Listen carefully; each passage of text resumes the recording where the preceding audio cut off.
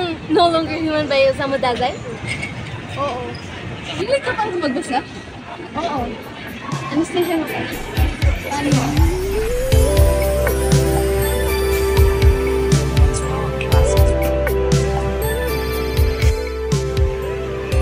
Wait, sagutin ko muna ito.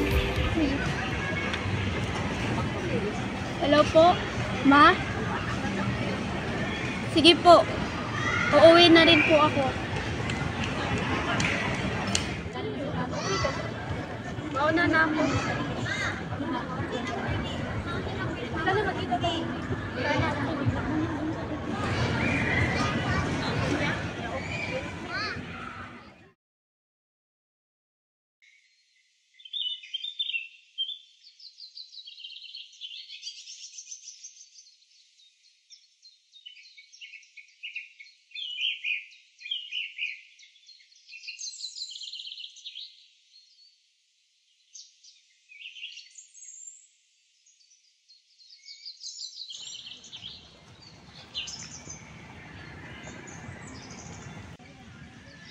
Anastasia?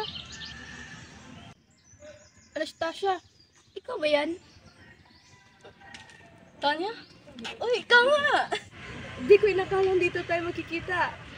Akala ko kasi hindi na tayo makikita nung hindi ko nakuha number mo. Akala ko nga rin.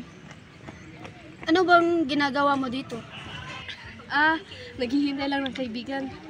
Pero mukhang hindi na sila darating eh. Gusto mo bang mamasyal tayo? Sige.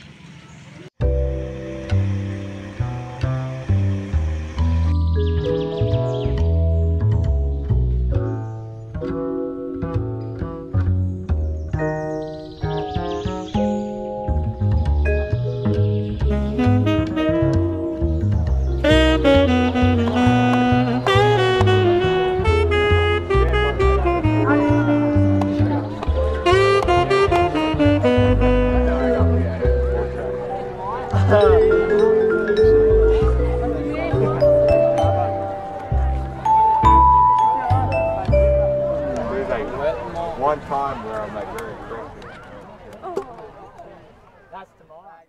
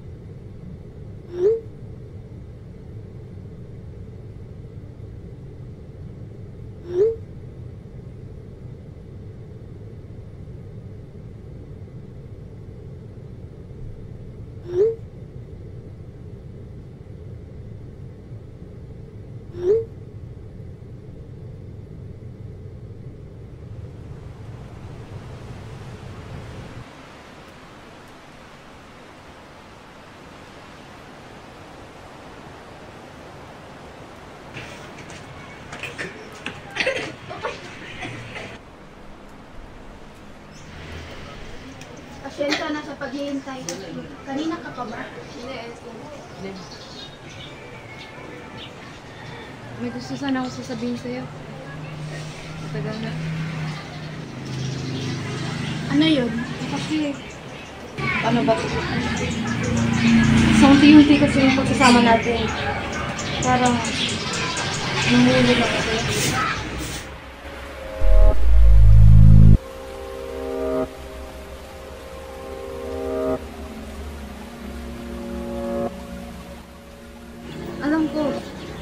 Alam ko mali. Pasensya na. Hindi ko talaga matigilan ang kinararamdaman. Pasensya na. Ang totoo kasi, pareho tayong nararamdaman. Matagal ko na rin sanang aminin sa'yo. Kaso, akala ko, ako lang ang nakakagusto sa akin.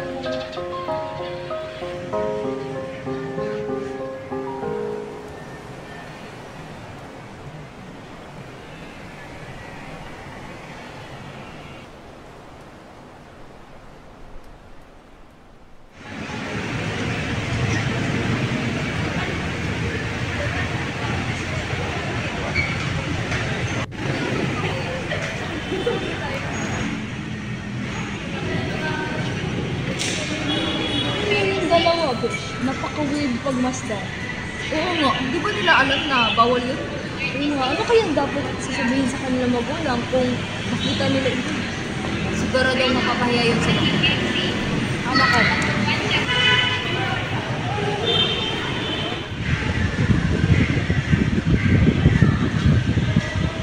Narinig ko ba yun? Kahit saan tayo magpunta, sinusbang tayo ng mga tao. Ayan mo na sila. Wala naman tayo na sumukuha buhay.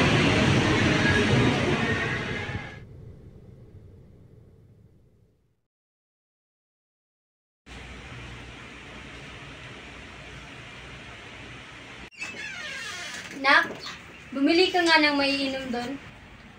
Ah, sige ma.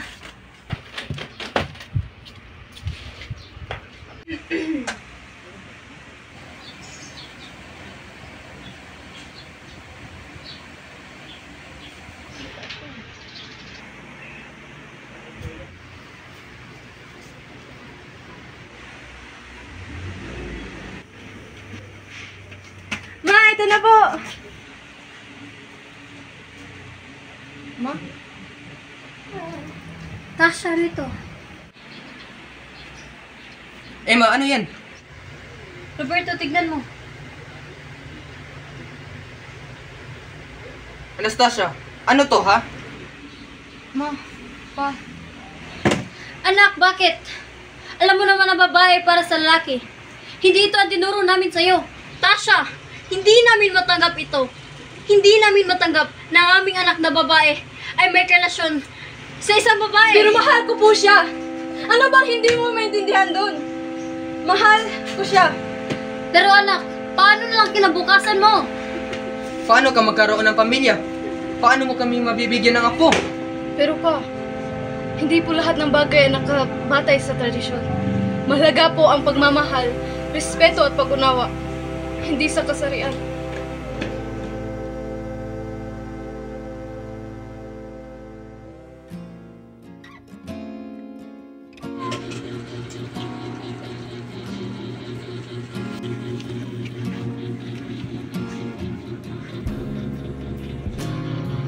Pinag-usapan na namin ang tungkol kay Tanya. Alam ko na po ang sasabihin niyo. Anak, hindi namin sinabi yun para saktan ka. Pero ang babae para sa lalaki, ang lalaki ay para sa babae. Yun ang tama, gaya namin ng papa mo. Pero ma, mahal ko si Tanya. Ano ba ang masama sa pagmamahalan namin? Anak, hindi yan ang tamang landas. Alam mo naman ang lipunan. Madaming sinasabi. Masasaktan ka lang. Bakit kailangang saktan? Bakit hindi nyo kailangan tanggapin na may mga taong iba ang pag-ibig? Mahal na mahal ka namin, Tanya. Pero hindi namin maintindihan. Para sa amin ay bawal ito. At hindi kayo pwedeng ikasal sa simbahan. Anak, pag-isipan mong mabuti.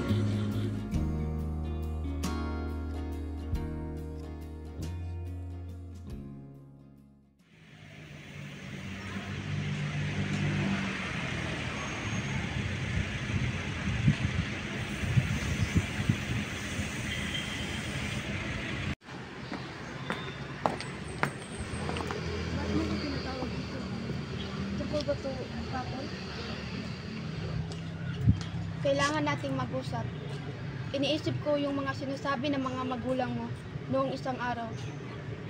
Alam ko, maliwanag naman na hindi sila sang-ayon.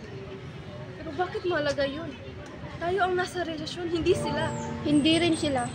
Hindi rin supportive ang mga magulang ko. Ramdam ko na hindi rin sila komportable. So ano ngayon? Dapat bang hayaan natin silang kontrolin ang buhay natin? Masaya naman tayo ah. Dapat sapat na yun. Gusto ko sanang sapat na yun, Tasha. Pero nakakapagod na lagi tayong okay sa mga tao. At nagsimula na itong naka-apekto sa akin at sa atin.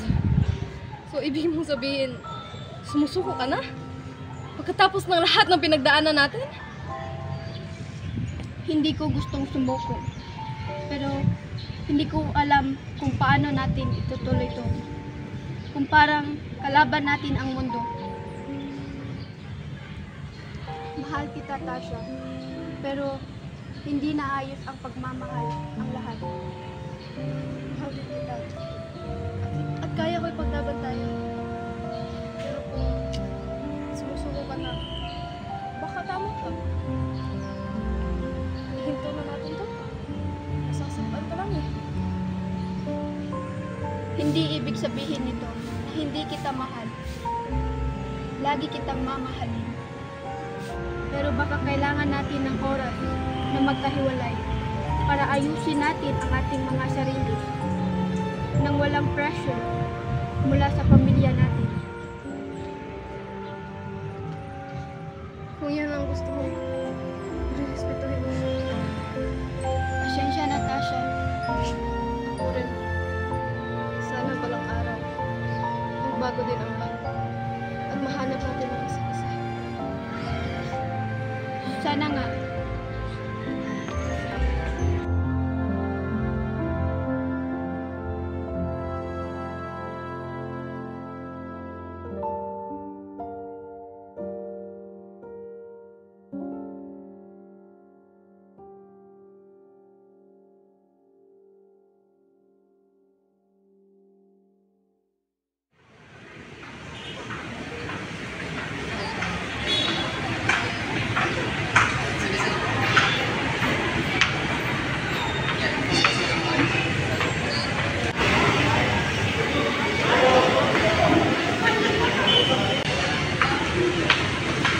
Tanya, ikaw ba yan?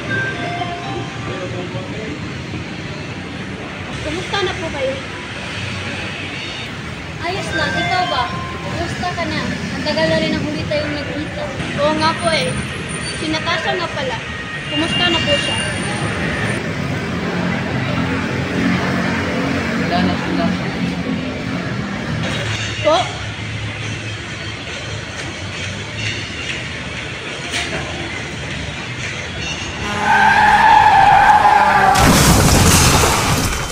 Nung araw na naghiwalay kayo, ay nasagasaan si Tanya.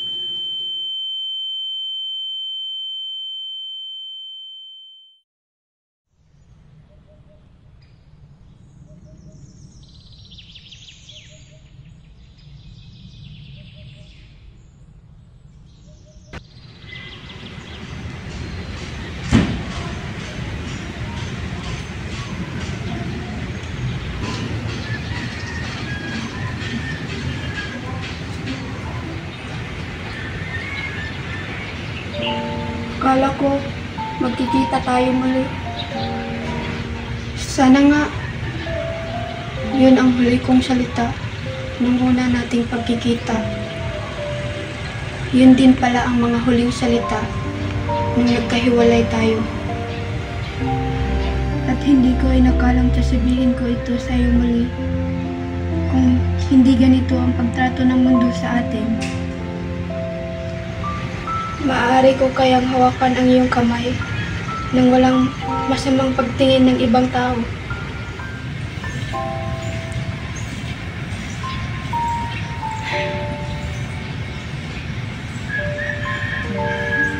Sana nga.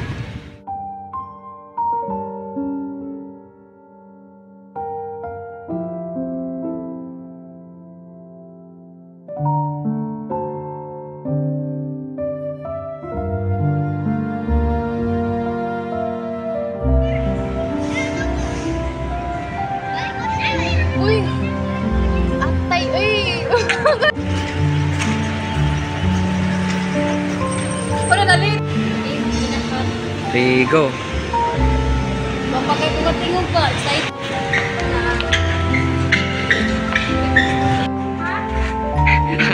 Wait lang. balik. 3, 2, 1, go. Sa mukha. Go.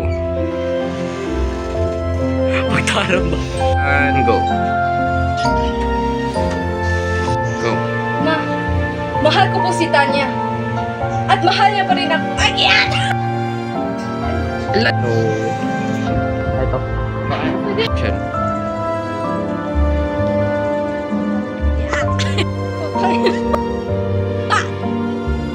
Masama. Sama doon sila hayaan. Go!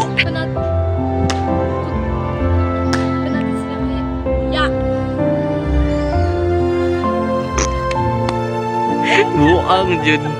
Si katawa. Okay.